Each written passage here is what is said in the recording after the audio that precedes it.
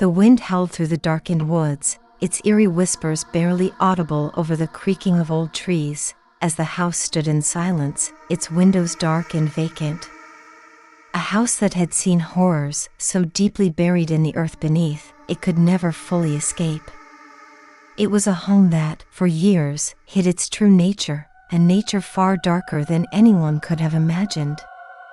The house at the center of this tale, that once belonged to a family, now stood abandoned, its walls saturated with the remnants of pain, suffering, and something far worse, something malevolent, waiting. Inside, the air was thick with dust, the remnants of the lives that once thrived here, now gone, all but forgotten. The wallpaper, once bright and lively, had begun to peel away, revealing the grimy, rotting wood underneath. The floorboards creaked underfoot, a reminder that the house was far from empty. A chill settled in the room, colder than the night itself, colder than the deepest, most unyielding fear. The house had always been full of shadows, full of whispers, full of things that could not be explained, and tonight, the whispers were louder, more insistent. It had been years since the Perron family had left. Years since they had run from the terror that had plagued them for so long. The demons, the spirits, the unseen forces that had latched onto them like parasites. And yet, the house had not been abandoned, not in the way the family had hoped. The house had been left standing, its dark corners still calling to those who were willing to listen. The haunting had never stopped. It had merely grown, fed by the passage of time, becoming stronger, more violent, more desperate. The house's history was as old as the land itself, stretching back generations, long before the Perrons ever stepped foot on the property. The first owner, a woman named Bathsheba Sherman, was said to have been a witch, a woman who had dabbled in dark arts and occult rituals, and who, according to local legend, had sacrificed her own child to the devil in exchange for eternal youth and power. Her spirit, some believed, had never left the land. Her presence lingered, and when the Perron family moved in, it found an open door, a new vessel to torment. It wasn't long before the family realized they were not alone. They were never alone. The first night they experienced the haunting was a quiet one, or so it seemed. It started with small things, things that could be explained away, doors that wouldn't stay shut, a cold draft that would appear without warning, and the sound of footsteps in the hallway, though no one else was home. But then came the whispers, faint at first, soft as a breeze, but always present, always growing. The children felt it first. They were the most sensitive to the energy that pulsed through the house. They would lie awake at night, staring at the shadows in the corners of their rooms, hearing voices, hearing laughter, a laughter that was not their own, a laughter that was not human. The eldest daughter, Andrea, was the first to speak of it, the first to admit that she wasn't alone in her room, that something watched her, that something crawled through the dark, unseen but always present. As the days passed, the occurrences grew more intense. Objects moved by themselves, thrown across rooms without explanation.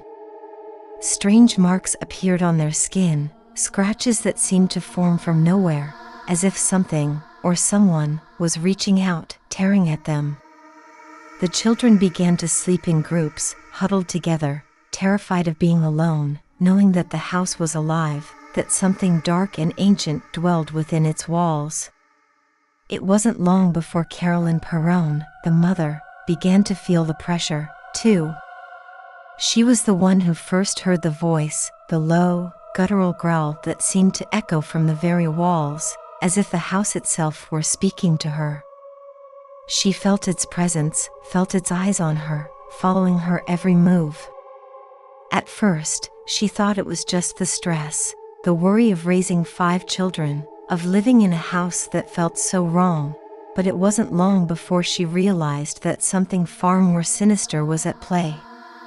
She felt something clawing at her, something pulling at her soul, dragging her into the abyss. It was then that they called for help. Desperate, scared, they reached out to the Warrens, Ed and Lorraine Warren, two of the most famous paranormal investigators in the world. They had dealt with hauntings before, but nothing like this. The Warrens had heard rumors about the house, whispers of a dark presence, but they had never expected the sheer magnitude of what they were about to face.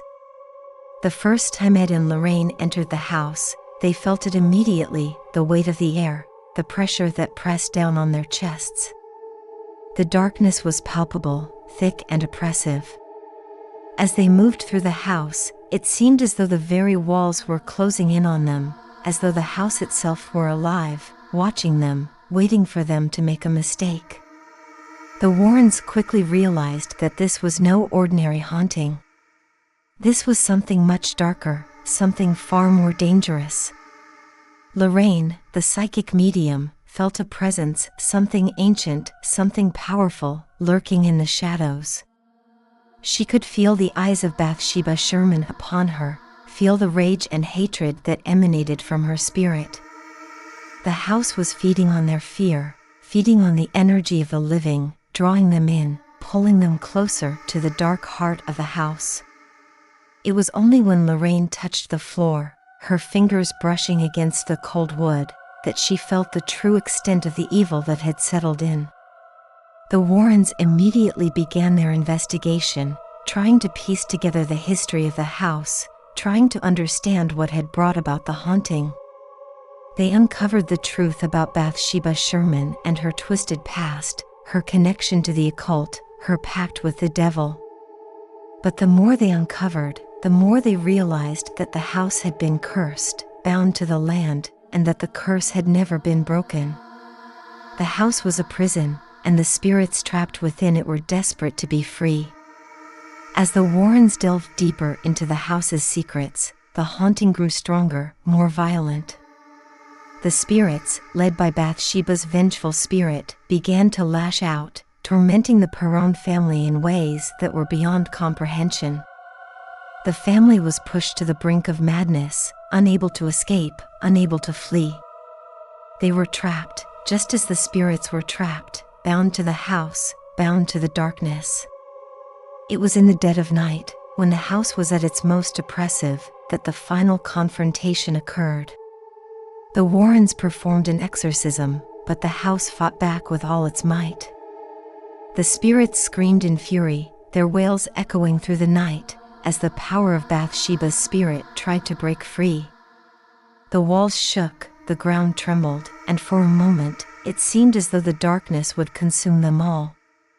But in the end, the light broke through, the power of good overwhelming the darkness, banishing the spirits, sending them back to the hell from which they had come. The house was quiet again, its shadows retreating, its whispers fading into nothing. The Perron family was free, but they would never be the same. They had lived through a nightmare, one that would haunt them for the rest of their lives. As for the house, it remained, standing in the woods, waiting. Waiting for the next family, the next group of souls to pass through its doors, to awaken the evil that slept within. Because the house was not truly empty. It was never empty. The darkness, the malevolent force, was still there, waiting, watching, hungry. And no matter how many times it was cleansed, no matter how many exorcisms were performed, the house would always remain. Because some evils cannot be vanquished. Some evils never die. And the house would always be there, a monument to the horrors of the past, a warning to the living. The wind howled again, the night stretching on, and the house stood in silence, waiting for the next chapter of its dark tale to unfold.